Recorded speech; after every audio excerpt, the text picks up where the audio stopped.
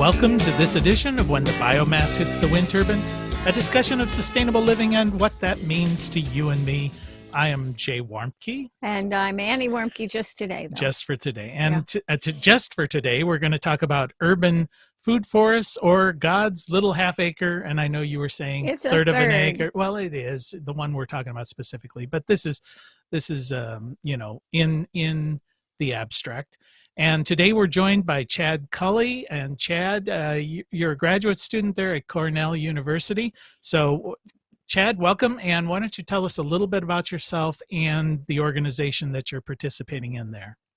I am, as you said, I'm a graduate student at Cornell University. I'm in the field of natural resources and the environment. And so I'm actually part of a program called the Masters of Professional Study program. So it's a one-year graduate program here at Cornell. And I am working here in the McDaniels Nut Grove to help get that back up and running. I've been kind of sitting dormant for a while, and that's kind of my study area. I'm working with a guy named Ken Mudge up here to do that. We taught a class this semester. It was actually a forest farming practicum. And we've done a lot of planting of nut trees and shrubs and herbs there in the class with the students. So yeah. Well, one thing I was hoping to talk about is when Jay brought up about God's little 1/3 of an acre, is to talk about food forests, but in particular what you are putting together as part of your graduate program and how you're working not just with us, but I know with other people to create these small food forests. And for us, it's demonstrating that what you could do with an urban lot. So if you lived in a city and you had a small space in your yard, you could actually create a food forest by using, as we always say, all the real estate. So trees and then things that grow under that and things that grow under that, to make it sound as simple as possible. So tell us about your projects and your field of study and where you want to go with that. Yeah, so talking about kind of two different places right now. Again, I'm up here in Ithaca, New York at Cornell and the McDaniels Nut Grove. That's an existing forest here. It was planted by Dr. McDaniels back in, I believe, the early 1940s. And he planted a lot of hickory trees in particular, but there are some walnut trees down there as well. So a lot of grafted hickories, so some selected varieties that he selected from farmers up here in New York. Anyway, the point there being is that we're working underneath an existing canopy of nut trees. So we're planting a lot of shrubs that have berries, edible berries, or some herbs that have some sort of medicinal or edible use underneath that canopy. So that would be forest farming. That's a little bit different from what we're doing at your house, which is in an empty pasture.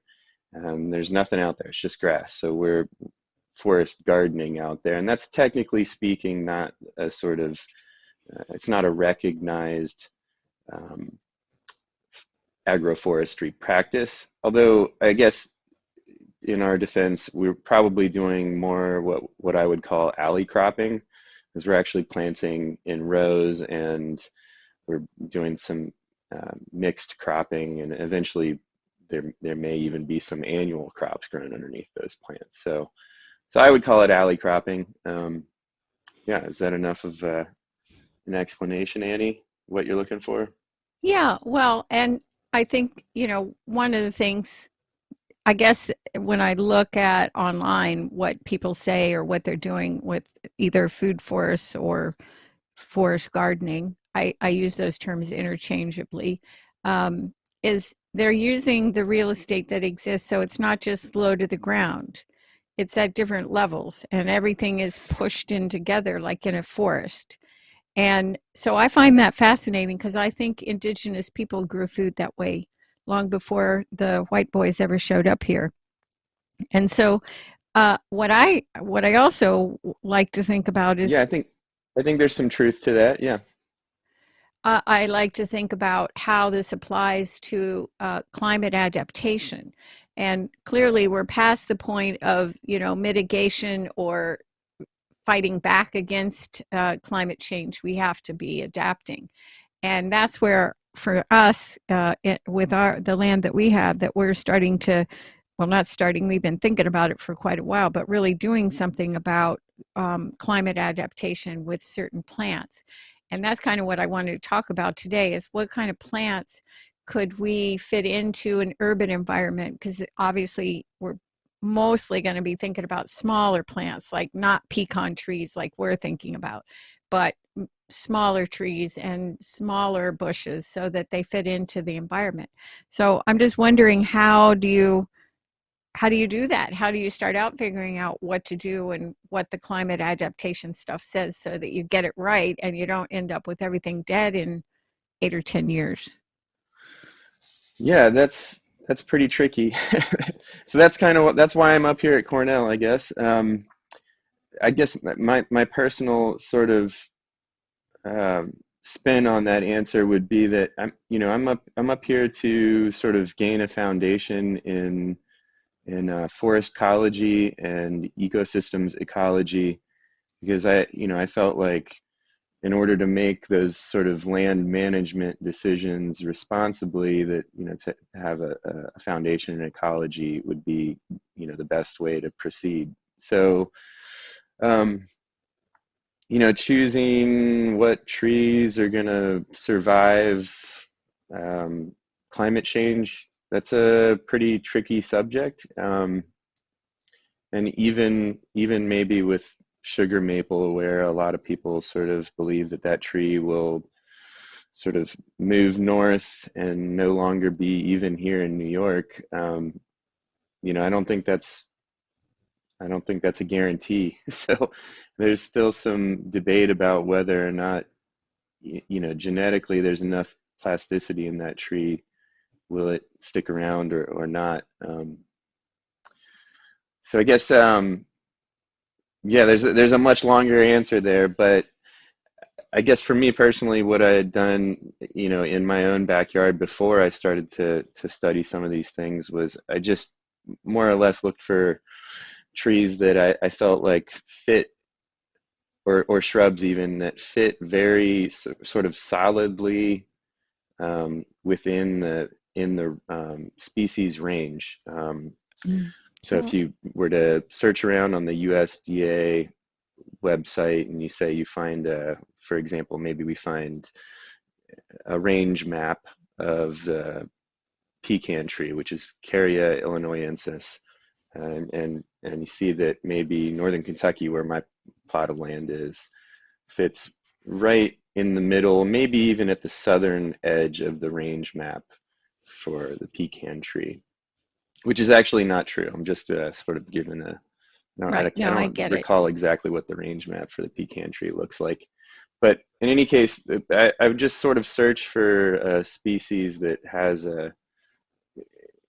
that your property fits right in the middle of the range map. Don't find something where you're kind of um, at the southern edge, I guess. If you're at the southern edge, then ostensibly, like, as climate change happens, you might be outside of the range of that tree. So, and if you're at the northern edge, yeah, maybe, in 20 years you could start to grow, I don't know, apricots in Cincinnati, which I'm doing, but I'm at the kind of northernmost edge of the range for where an apricot will grow in North America. And it happened last year, but it probably won't happen again next year. Maybe it will. Who knows? So no guarantees. But I mean, as the climate changes, it's not changing overnight. So it's like, at this point, I think it's the amount of temperature change that's happened is not it's not as massive as what sometimes us gardeners want it to be, so that we can say grow tea plants in our yard because we get Yeah. excited about those things. Well, one of the things that is a challenge is not just those changes, because I've done a lot of looking at pecans, and pecan trees are in the same family as hickory, which makes them really hopeful for southern Ohio anyway, that's being at that edge of the range. But a lot of the data now says pecans are going to be able to grow further north. So there's that. But I think what we're concerned about, one is that we're going to be introducing plants that have similar ability to be a host for insects that are also found on plants that are growing now, trees like hickory that grow, or walnuts. So what kind of trees could we introduce that, it's a gamble, but that have the same ability to be habitat? But then the other thing we're fighting is not just the change in temperature, I don't think. I think it's the extreme weather events. That's where I see us really struggling as agriculture people, as natural resource people, is those extreme weather events. How do we deal with 10 below zero when it normally is the coldest day is 5 above. So, and it's going to come for 2 days, and then it doesn't happen again for a year, where all the hurricanes and the wind and all that stuff. So I think we have to build that into our planning. And in an urban setting, that's even maybe more of a challenge, because you've got to be thinking about all the different things, the weather events that could be extreme in your own community. So, and then how to utilize that space so it doesn't, kill the house because you're growing food in your yard.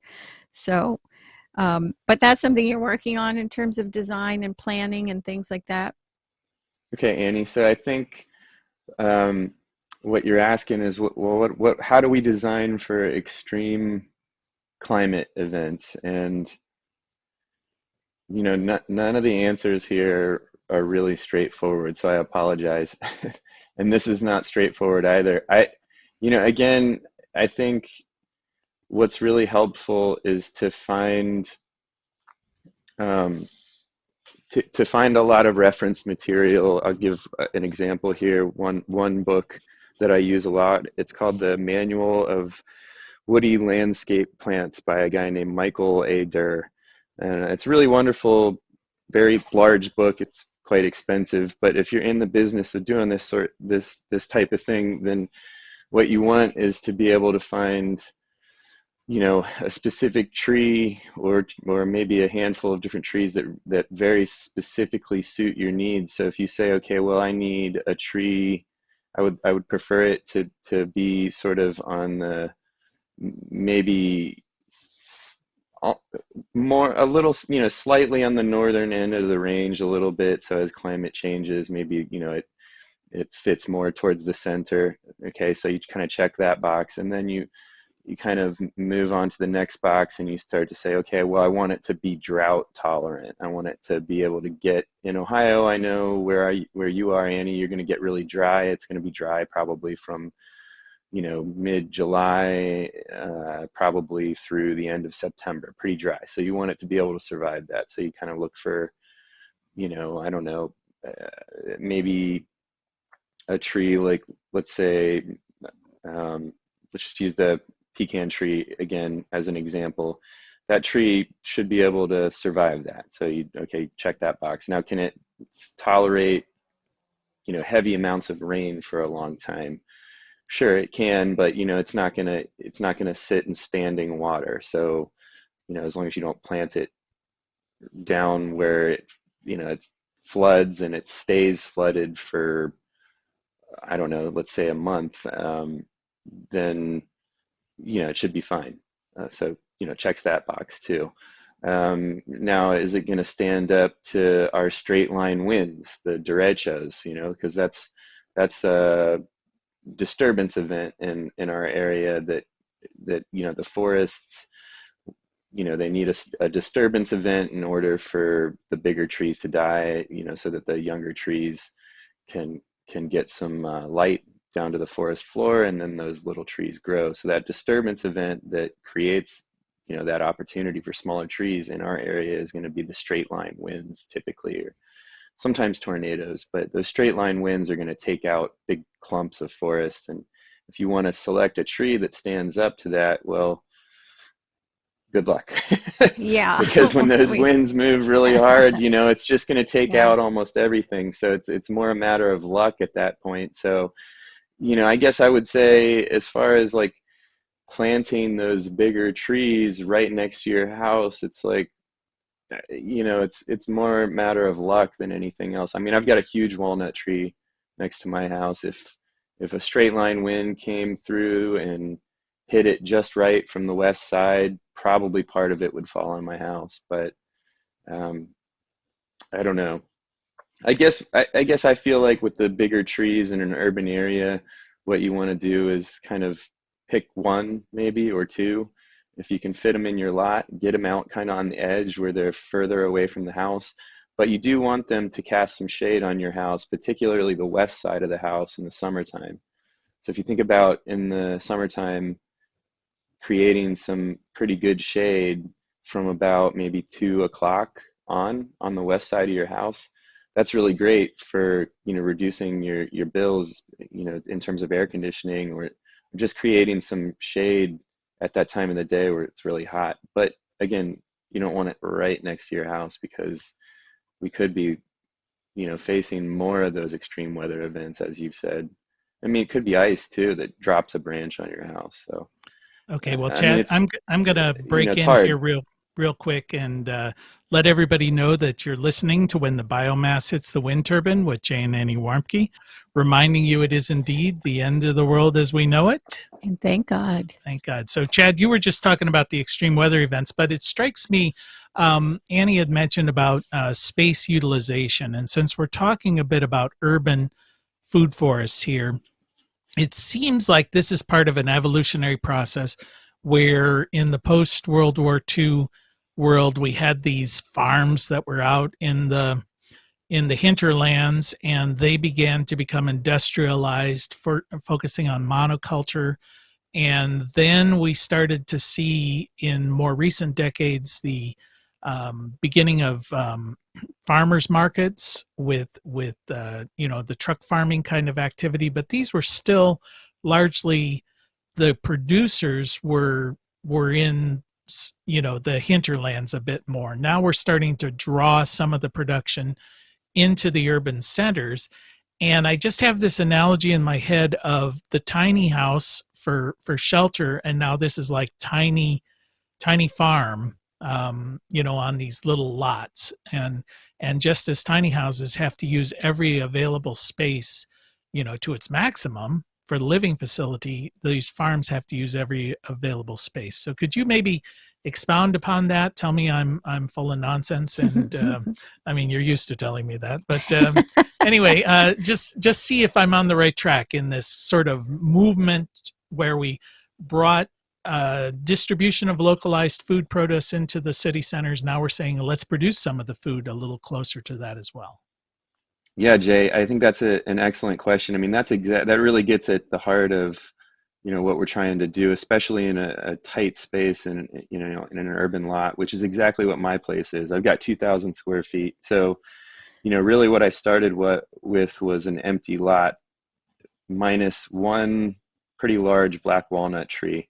So basically I had to design everything around that black walnut tree because I didn't want to take that out. And so for me, I had to get in and then work in a space that was maybe anything 20 to, well, maybe about 20 feet tall, kind of was my height maximum. And then anything kind of smaller than that. So I was designing sort of downward from about 20 feet, because that black walnut is, I don't know, it must be 50 feet tall, something like that. It's a pretty big tree.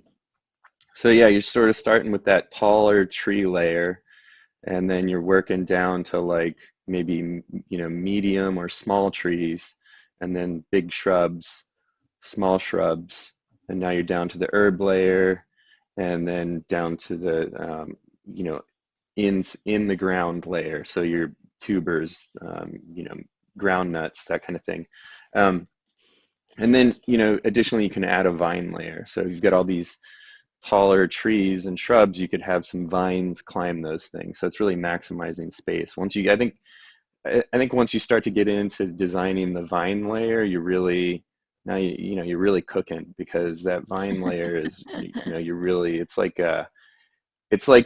almost like you're inside a studio apartment in New York City, and to maximize space, you're hanging your bicycle from the wall, and you've got shelves that are all the way up to the ceiling, because you're maximizing space now. But you've been there for a while when you start to do that stuff.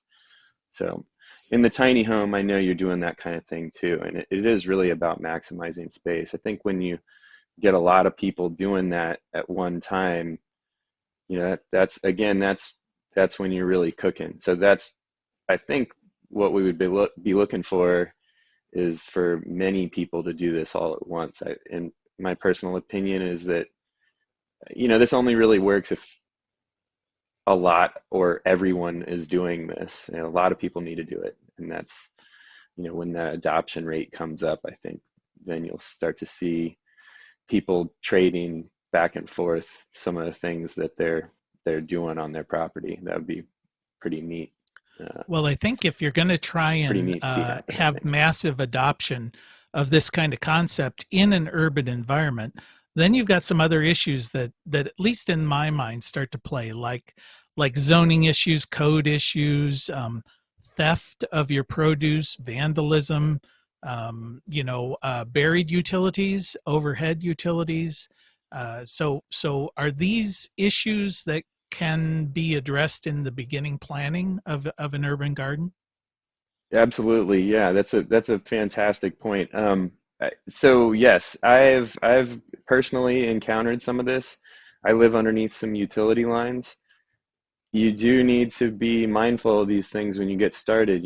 Look up in the air, see where your utilities are, because that tree, if it grows into the utility lines, utility company is going to cut it down, and they don't really have to ask permission.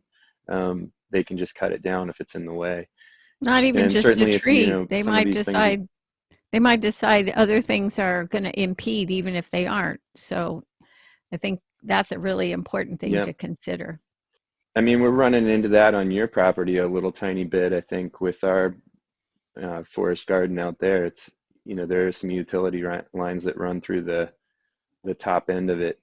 So yeah, and I mean, I think too, Jay, if you start to add in animals, there's another sort of issue for zoning and whatever your codes are locally. I mean, if you want to add in ducks or chickens or that kind of thing, which is Or another kind of bees. dimension of all of this. Bees, if you think about Bees, yeah, bees. absolutely. Yeah, I think Yep. I think Yeah, that or goats. yeah, no, but I can see, a lot of the challenges come from wanting to actually have a mini farm on a, less than a third acre of a lot. But I also see the other challenges, and I think you've experienced this in other programs that you've worked at, like vandalism and theft. And I did just recently see that Yep. Atlanta has the biggest inner city, or it's food forests, or I don't remember the exact title, but something about Atlanta having the biggest something about food forests, and free. It was said free for free food, and I'm just thinking back when I had done some work with one of the housing projects in town, and they decided they were going to make this community garden with the people who lived in the apartment buildings.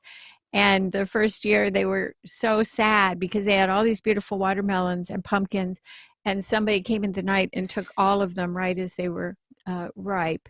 And I was so impressed because the man who was doing primarily helping, because he was more agile than the other people, he said, all right, next year. Well, so they want to put up a fence and electrify and zap people and everything. And he says, no, we'll just plant more and we'll put up a sign.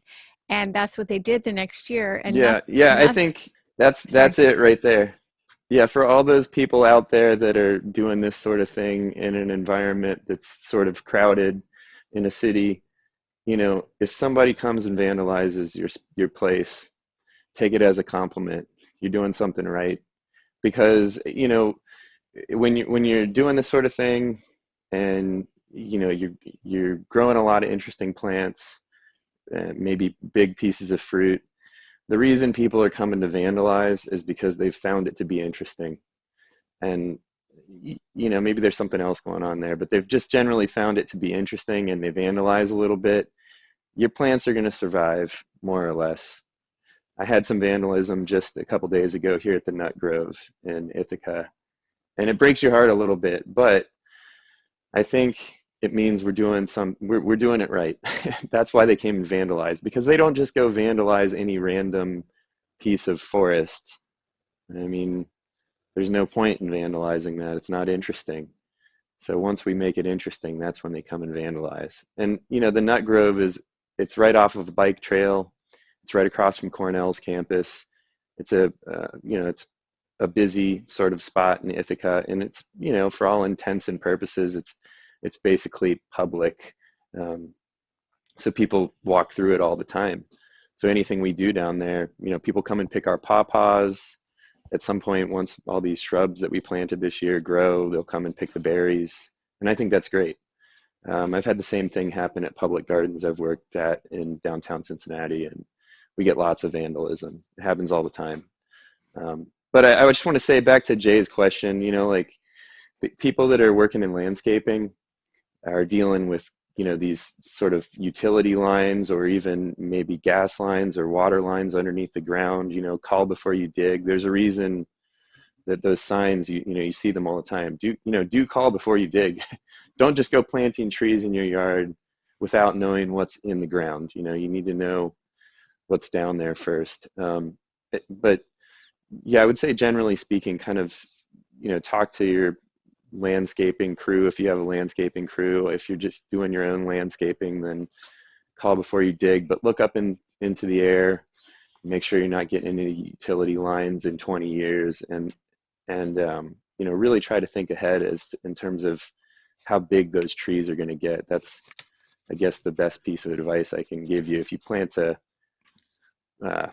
white oak tree, it's going to take a long time for that tree to get big, but eventually it will. So try to think ahead in terms of how big it'll get. Okay, Chad, I'm gonna have to cut you off there. We're at the end of our time. You've been listening to When the Biomass Hits the Wind Turbine with Jay and Annie Warmke. We want to thank Chad Cully, who's changing the world one plant at a time. And we want to thank our Emmy Award-winning producer, Adam Rich. Thank you for spending just a little bit of time with us. And as your grandmother hopefully told you, the secret to a happy and sustainable life is... plant a tree, plant a bush, plant some herbs, enjoy. And bloom where you were planted. Until next time.